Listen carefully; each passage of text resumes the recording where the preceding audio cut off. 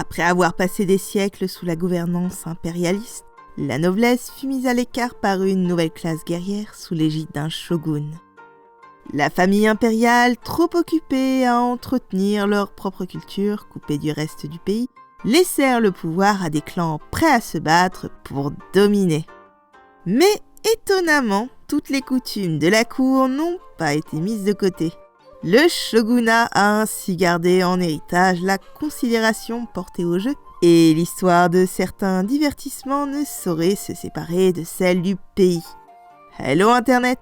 Pour la deuxième partie de notre triptyque, nous allons parler d'une période très longue dans l'histoire du Japon et voir ce que les jeux révèlent sur le shogunat.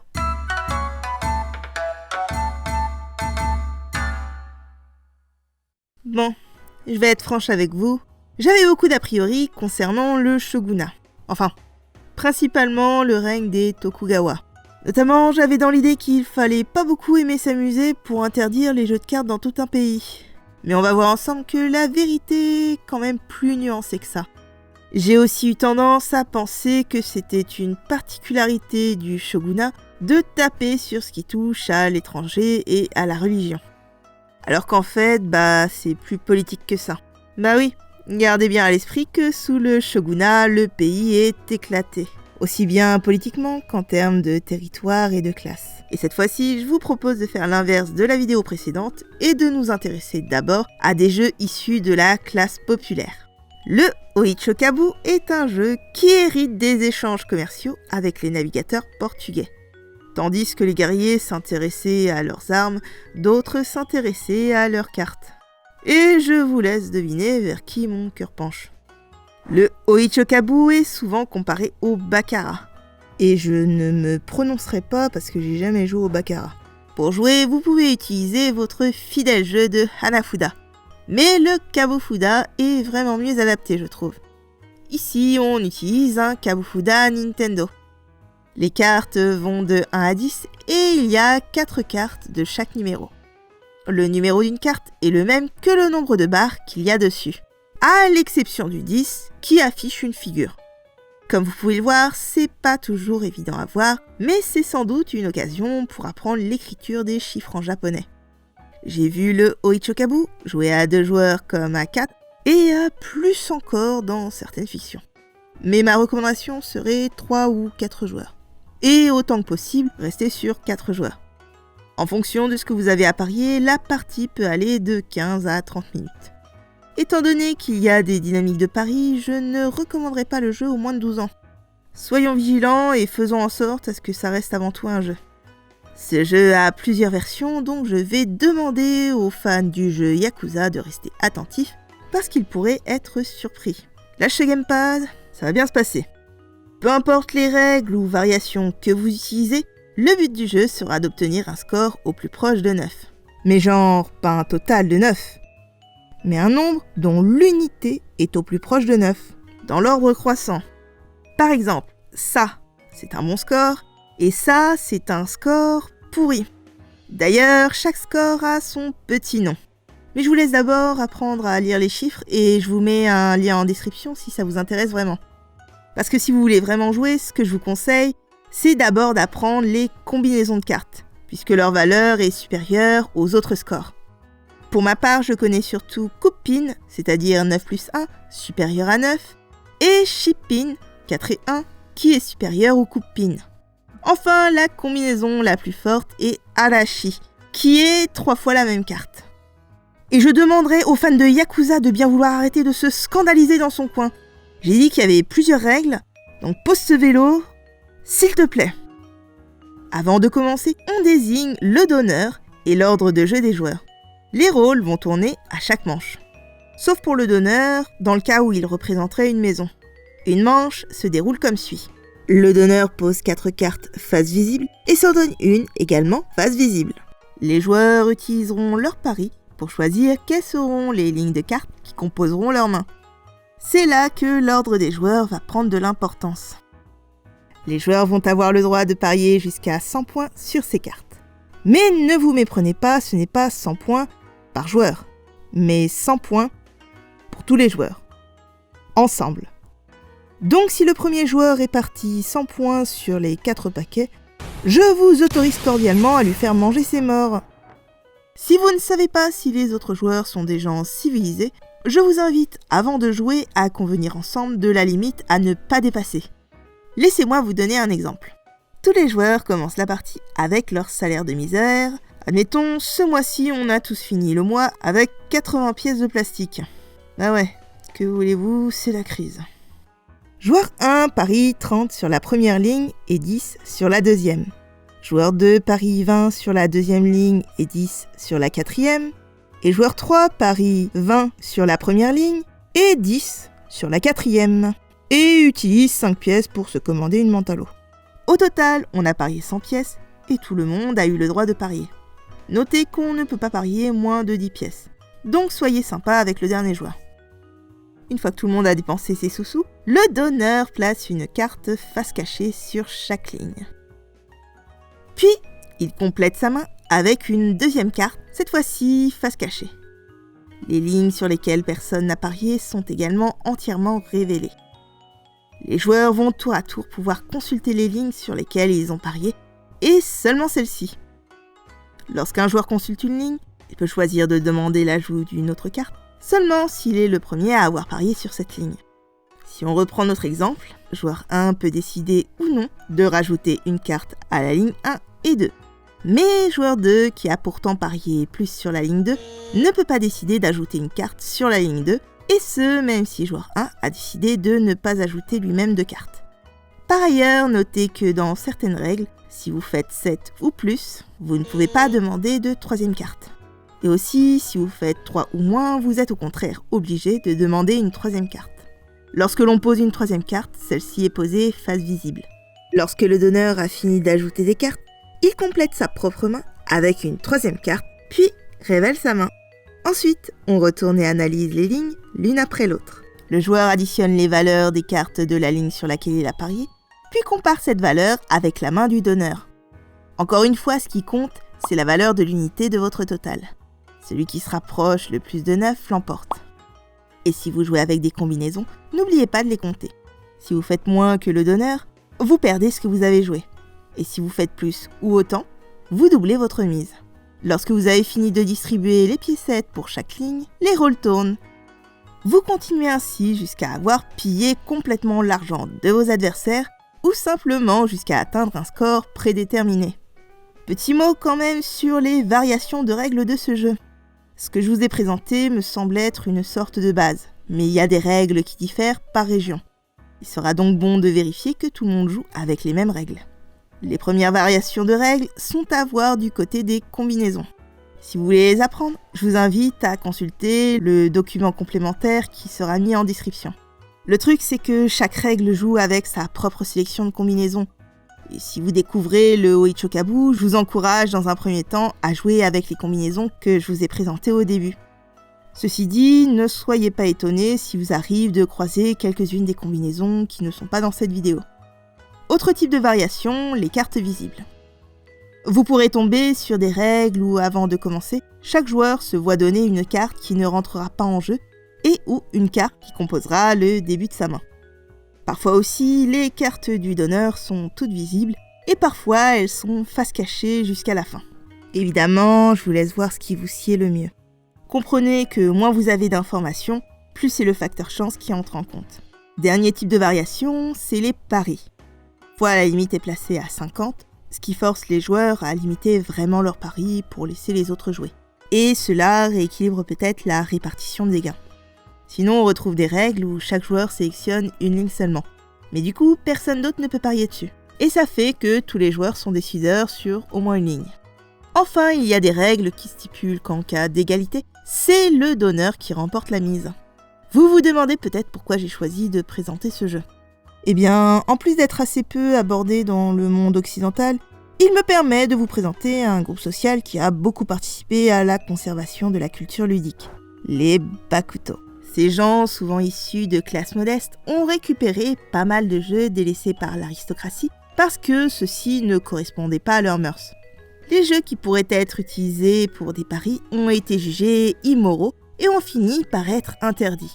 Pendant une longue période, cela concernait surtout les jeux de dés et les jeux de cartes. Les Bakuto ont ainsi longtemps utilisé ces jeux comme symbole. On pensera tout d'abord au Chohan, que j'appellerais pile ou face avec des D6. Mais ce qui semble définir les Bakuto, ce sont surtout les jeux de cartes. Et plus particulièrement deux d'entre eux. Le premier, c'est le Hanafuda. Ah, je me suis promis que j'en parlerai plus. Bon allez, un petit coup pour la route. Les Bakuto utilisaient le Tengu comme symbole de la présence d'une salle de jeu secrète dans un commerce.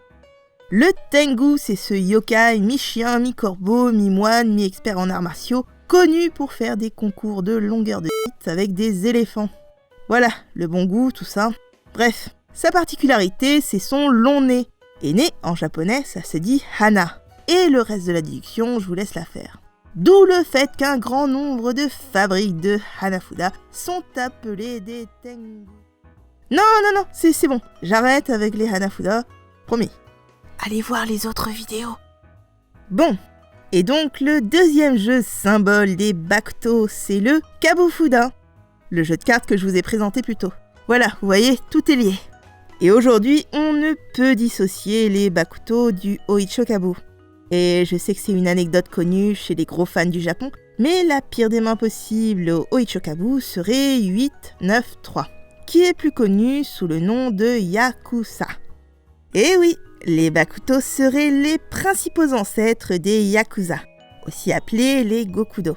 Venant de classes très basses, ils squattaient les temples abandonnés et autres bâtiments en retrait pour jouer de l'argent. Puis les joueurs évoluèrent en groupes de crime organisé. Et même si je suis pas une experte de ce genre de milieu, ça me paraît important de préciser que les clans trouvent leurs origines dans des milieux très différents et parfois loin des Bakuto. Une chose est sûre, les Bakuto se faisaient surtout connaître pour leur activité de collecteurs de dettes, favorisant la détestation des populations pour le monde du jeu. Ils avaient d'ailleurs la main sur une activité de production illégale, puisqu'ils s'organisaient aussi pas mal autour d'artisans pour produire leurs cartes. Pour en revenir vite fait au Kabufuda, vous l'aurez peut-être noté, mais ces cartes sont plutôt similaires à des jeux de cartes traditionnels utilisés dans l'Europe méditerranéenne. Comme dit plus tôt, ce jeu dérive de la culture portugaise.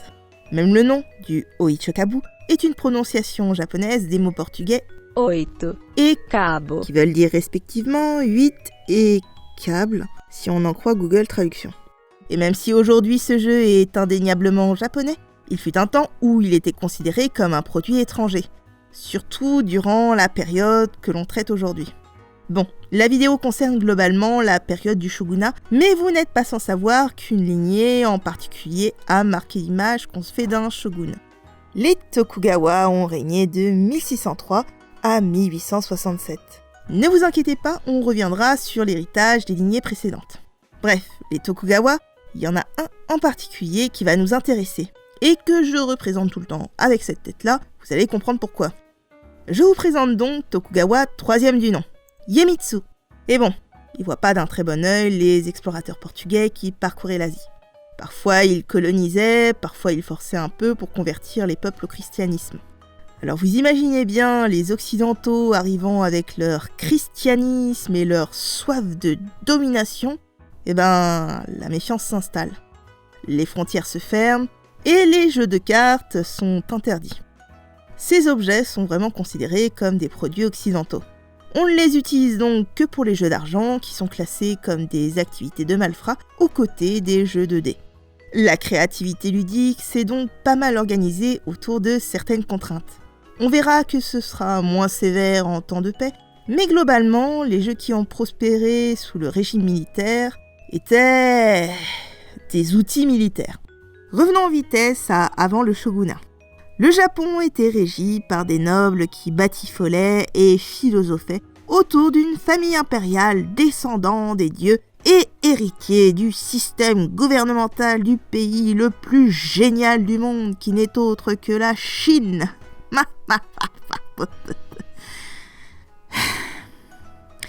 Bref, tension politique, conflit militaire, la cour impériale perd son pouvoir. Et c'est les shoguns qui s'en emparent, divisant le pays entre plusieurs seigneurs qui veulent leur part du gâteau et ceux qui souhaitent le retour de l'empereur au pouvoir. Yes, grosse ambiance. Malgré tous ces chamboulements, le rôle des jeux chez les puissants est resté le même. D'ailleurs, la ludothèque des classes dominantes, que ce soit chez les impérialistes ou le shogunat, elle n'a pas beaucoup changé malgré les siècles. On retrouve donc encore une fois le Go, qui a joué un rôle très particulier dans le paysage politique de cette époque. Étant un jeu hérité de la cour impériale, sa réutilisation au sein du Bakufu, c'est-à-dire le gouvernement du shogunat, me paraît un tout petit peu contradictoire. Pourtant, le Go reste, car il est vu comme un outil pour s'exercer à la stratégie militaire. Et sous un régime militaire, ce genre de jeu a une place de choix. Le shogunat est reconnu pour avoir connu de multiples guerres de clans, et les rivalités se déclinaient sur absolument tous les plans. Dès l'époque Muromachi, de 1336 à 1573, des joueurs semi-professionnels de Go étaient engagés pour représenter leur propre clan. Alors que le pays était en guerre constante, des tournois interclans étaient organisés pour prouver la supériorité stratégique d'un tel ou d'un tel, permettant alors aux armées les plus modestes de briller auprès des puissants.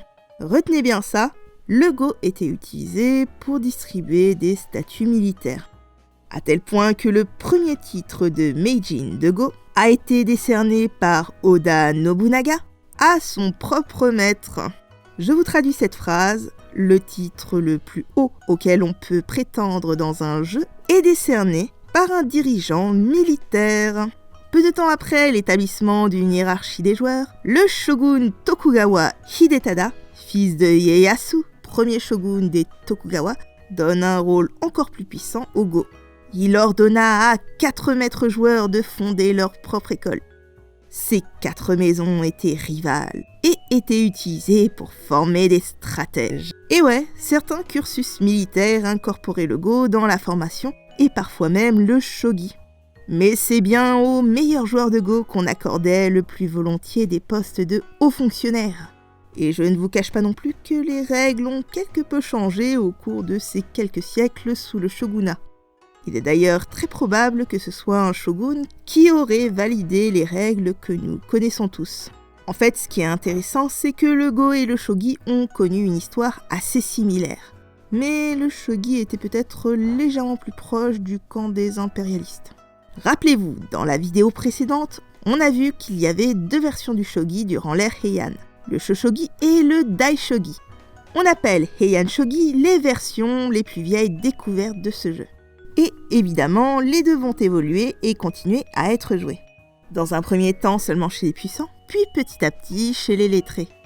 Au XIVe siècle, on retrouve surtout la création du Chushogi, une version du shogi qui inclut un lion, qui apparemment est une pièce un peu cheatée par rapport aux autres.